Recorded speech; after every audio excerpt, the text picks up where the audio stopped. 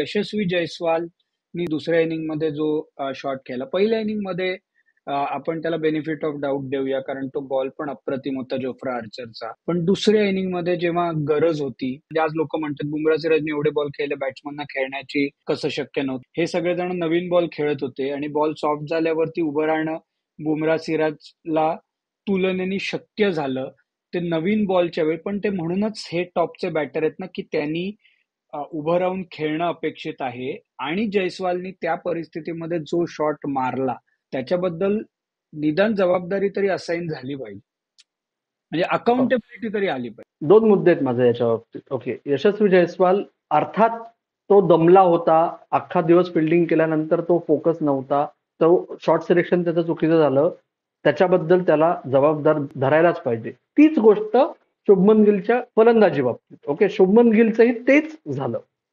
पण या दोन्हीत common डिनॉमिनेटिंग factor माझ्या दृष्टीने आहे की ज्याच्यामुळे स्पेक्टॅक्युलर दिसायला छान वाटतं. कसं आम्ही तुमच्या डोळ्यात डोळे घालून बघतो, नवीन भारत आहे, आम्ही कोणाला घाबरत नाही. अहो, त्याच्यामुळे संघाला फायदा नाही झाला. विराट कोहलीला हे सगळं लागायचं, तो मुद्दाम करायचा, ज्यांनी तो जाऊन बॅटिंग चांगली करायचा जास्त. संघ हळूहळू जिंकायला लागला, प्रत्येक वेळेस जिंकला नाही. पण इथे जेव्हा तुम्ही पहिल्यांदा करताय आणि ते बॅकफायर होतंय, तेव्हा त्याचा खरंच फायदा झाला का? कारण जर भारताने ते सगळं केलं नसतं तिसऱ्या दिवशी संध्याकाळी त्या एका ओव्हरमध्ये, तर आज इंग्लंड एवढे चेकाळले असते का? जोफ्रा आर्चर म्हणला स्काय स्पोर्ट्सशी बोलताना की माझं आणि बेन स्टोक्सचं म्हणणं झालं की आपण खूप चांगले वागतो का सगळ्या टीम्सची, थोडंसं दाखवायला पाहिजे का खेळत असताना.